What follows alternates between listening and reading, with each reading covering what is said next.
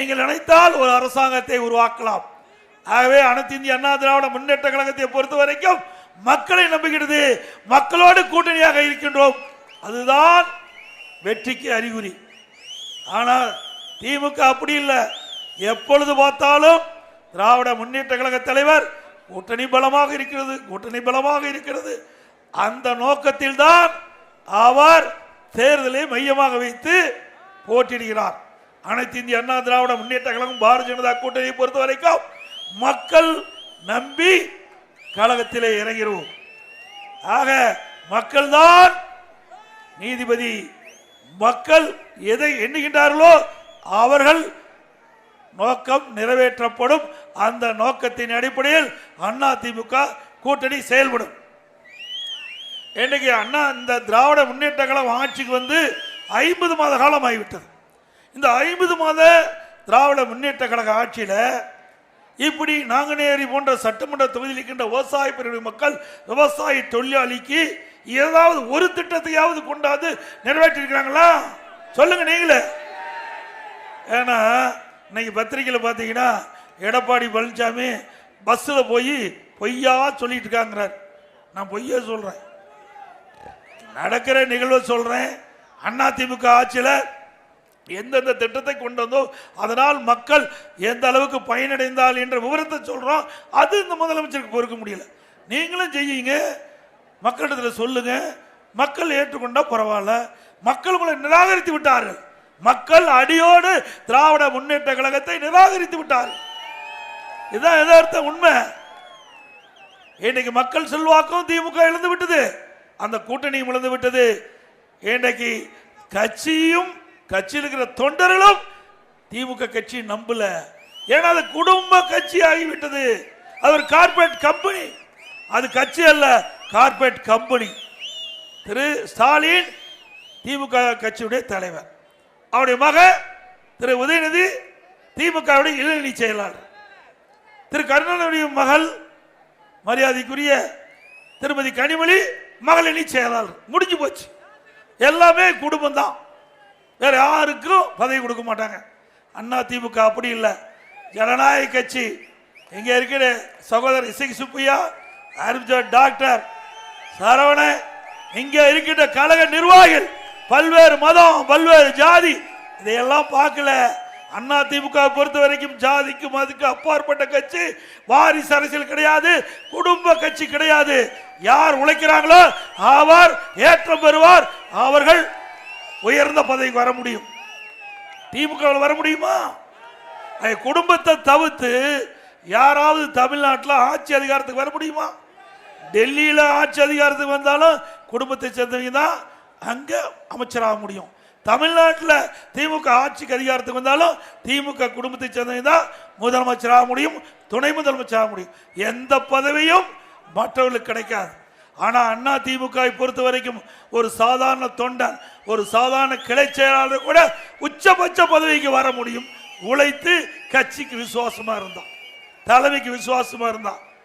நான் உங்களை போல கீழே இருந்து இங்கே வந்திருக்கிறேன். நான் ஒரு விவசாய குடும்பத்தில் பிறந்தவன். இன்றைக்கும் விவசாயம் செய்து கொண்டிருக்கின்றேன். என்னுடைய தொழில் விவசாயம். ஒரு விவசாயி இன்றைக்கு தமிழகத்துடைய முதலமைச்சர், ஒரு கட்சியினுடைய பொதுச் செயலாளர் என்றால் அண்ணா திமுக தான் முடியும், வேற எந்த கட்சியிலையும் முடியாது. உண்மைதானே? வேற எந்த கட்சியிலாவது சாதாரண விவசாயி கட்சிக்கு பொதுச் செயலாளர் வர முடியுமா? நாட்டுடைய முதலமைச்சர் வர முடியுமா? திமுக பொறுத்த வரைக்கும் தப்பி தவறி ஏதாவது வந்துட்டா நாங்குநேரி சட்டமன்ற தொகுதியை பட்டா போட்டுருவாங்க. முடிஞ்சு போச்சு. யாரையும் விட்டு வைக்க மாட்டாங்க. எங்க நிலம் நல்ல விலைக்கு இருக்குதோ அதை அவர் கைப்பற்றி விடுவாங்க. ஆகவேதான் மாண்புமிகு அம்மா இருக்கின்ற பொழுது நில அபகரிப்பு அப்படி ஒரு பிரிவை உருவாக்கி திமுக மக்களை ஏமாத்து வாங்கின நிலத்தையெல்லாம் மீண்டும் பிடுங்கி உரியவருக்கே கொடுத்தாங்க.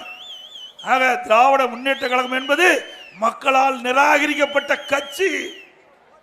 இந்தியாவில் பல மாநிலம் இருக்குது.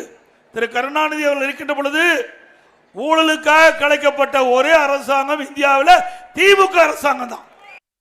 ஊழலுக்காக கலைக்கப்பட்ட அரசாங்கம் திமுகவில் தான் ஊழல் மலிந்து கிடைக்கின்றது. அன்றிலிருந்து இன்று வரை வீராண ஊழல், அதில் பூச்சி மருந்து ஊழல், அரிசி பேர ஊழல், ஊழல் ஊழல் என்று ஊழலின் ஊற்றுக்கண் திமுக. திமுகவுடைய நோக்கம் என்ன? Commission collection corruption, commission collection corruption. இதுதான் திமுக லட்சியம், வேற எதுவும் கிடையாது. 50 மாத திராவிட முன்னேற்ற கழக ஆட்சியில் எந்த ஒரு பெரிய திட்டத்தையாவது கொண்டு வந்து நிறைவேற்றி இந்த தமிழகம் ஏற்றப்பட்டிருக்குதா? இல்ல. இன்னொன்னு சொல்றார் எடப்பாடி பழனிசாமி, பாரதிய ஜனதாவுக்கு அடிமைன்னு. நான் எங்கேயா அடிமை? நம்ம அடிமையமா இருக்கிற அதிமுக. அதிமுக திராவிட முன்னேற்ற கழகம் தீய சக்தி திமுகவை அழிக்க வேண்டும், இந்த கட்சியை வேரோடு பூண்டோடு ஒழிக்க வேண்டும் என்பதற்காக தான் பொன்மனச்செம்மல் புரட்சி தலைவர் எம்ஜிஆர் இந்த இயக்கத்தை தோற்றுவித்தார். அம்மா கட்டி காத்தாங்க. அந்த வழியில் தான் அண்ணா திமுக செயல்படுகிறது. இந்த மக்களோட திமுக ஆட்சி அகற்ற வேண்டும் என்பது அண்ணா திமுக நோக்கம், எங்களுடைய தொண்டனுடைய நோக்கம். அதை அடிப்படையாக வைத்து நாங்கள் செயல்படுறோம். அதே போல பாரதிய ஜனதா கட்சி ஊழல் மலிந்த திமுகவை அகற்றப்பட வேண்டும். ஆக ரெண்டு கட்சியினுடைய கருத்தும் ஒத்த கருத்தா இருக்கின்ற காரணத்தால் அண்ணா திமுக பாரதிய ஜனதா கூட்டணி அமைச்சு 2026 சட்டமன்ற பொது தேர்தலில் சந்திக்க இருக்கிறோம்.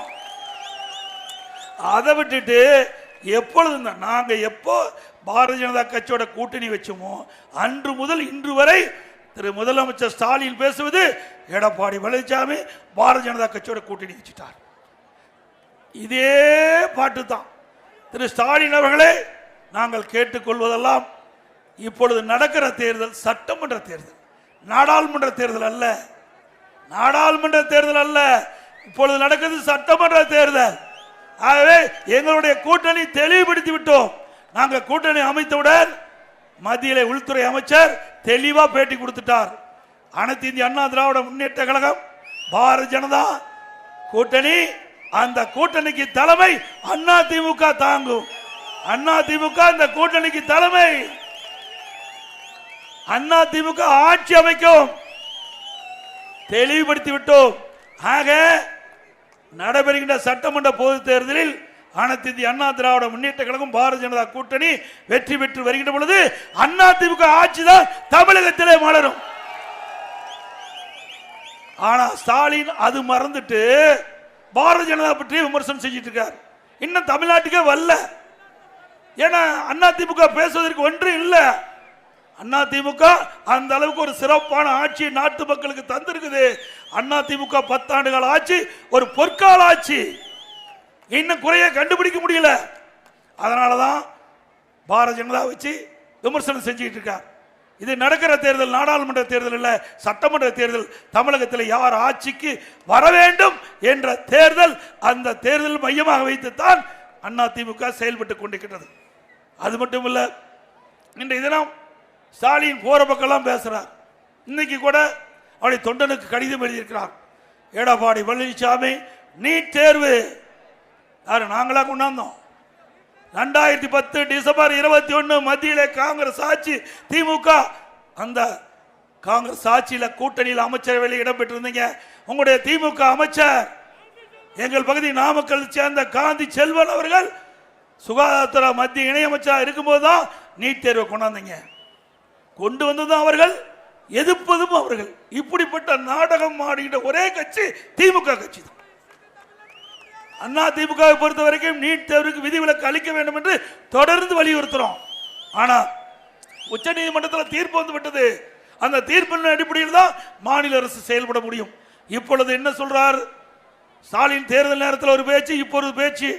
இரட்டை வேடம் போடுகின்ற தலைவர் ஸ்டாலின்.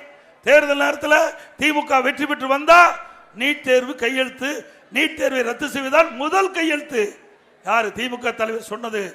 உதயநிதி ஸ்டாலின் அவர்கள் சொன்னது நீட் தேர்வை ரத்து செய்வதற்கு ரகசியம் இருப்பது சொன்னார். ஒரு படத்தில் தங்கமலை ரகசியமா ராஜா காது கழுத காதுமாங்க. ராஜா காது கழுத காதுமாங்க. ஒரு ரகசியத்தை மறைக்க மறைக்க அது காது ஏதோ அந்த படத்தில் முழுசா தெரியல. அவர் போய் குழி வெட்டி அதில் போய் ரகசியம் சொல்லுவார். அது மரம் வளர்ந்து அந்த மரத்தில் உபகரணங்கள் செஞ்சு மேலே வந்து செஞ்சு கொண்டு வந்து வாசிக்கும் போது அதை தட்டுனா ராஜா காது கழுத காது ராஜா காது கழுத காதுங்க அதை போட்டு உடைப்பாரு. அதை தூள் தூளா போகும்போது அது ஒவ்வொன்றும் குதிக்கும். ராஜா காது கழுது காது ராஜா காது அப்படி ஏதாவது காதுக்கு இது வளர்ந்துட போகுது. திரு உதயநிதி ஸ்டாலின் அவர்களே ரகசியத்தை சொல்லிருங்க, இல்லைன்னா உங்க காது அந்த தங்கமலை ரகசிய திரைப்படத்தில் வந்து நினைக்கிறேன் அது மாதிரி காதுக்கு இது வளர்ந்துற போது வீணா போயிருவீங்க. நல்லதுக்கு சொல்றேன், ரகசியத்தை இப்போதாவது சொல்லுங்க, நாட்டு மக்கள் தெரிந்து கொள்ள வேண்டும். அந்த படம் தானே தங்கமலை ரகசியம். அதே போல இன்றைய தினம் ஸ்டாலின் விவசாயிகளுக்கு என்ன திட்டத்தை கொண்டாந்து நிறைவேற்றினார். அண்ணா திமுக ஆட்சி இருக்கின்ற பொழுது ஒரே 5 ஆண்டு 16ல் ஒரு முறை விவசாயி பயிர்க்கடன் தள்ளுபடி. 2021 அனைத்து இந்திய அண்ணா திராவிட முன்னேற்ற கழக அரசு இருக்கின்ற பொழுது தொடக்க வேளாண் கூட்டுறவுல விவசாய வாங்கிய பயிர்க்கடன் தள்ளுபடி. குடிமராமத்து திட்டம், ஏரி குளம் குட்டை கண்மாய் குளங்கள் அனைத்தும் தூர்வாரப்பட்ட காட்சி அண்ணா திமுக ஆட்சியில் தான் பார்க்க முடிஞ்சது. விவசாயிகளுக்கு நீர் தேவை, அந்த நீரை முறையாக கொடுப்பதற்கு மழை காலத்தில் பெய்கின்ற நீரை முழுமையாக சேமித்து வைக்க என்பதற்காக அண்ணா திமுக ஆட்சியில் குடிமராமத்து திட்டத்தை கொண்டு வந்து ஆங்காங்கே குளங்கள் எல்லாம் தண்ணீர் நிரப்பப்பட்ட காட்சி அண்ணா திமுக ஆட்சி பார்த்து அந்த வண்டல் மண் விவசாயிகளுக்கு இலவசமா அள்ளிட்டு போய் அவருடைய நிலத்திற்கு இயற்கை உரமா பயன்படுத்தினாங்க. அப்படிப்பட்ட ஆட்சி கொடுத்தோம். விவசாயிகள் மும்முனை மின்சாரம் எந்த நேரத்துக்கு போனாலும் விவசாயிய மின் மோட்டரை இயக்கலாம். அப்படிப்பட்ட அற்புதமான ஆட்சி கொடுத்தோம். பயிர் காப்பீட்டு திட்டம், இயற்கை சீற்றம், மழை வெள்ளம் புயல்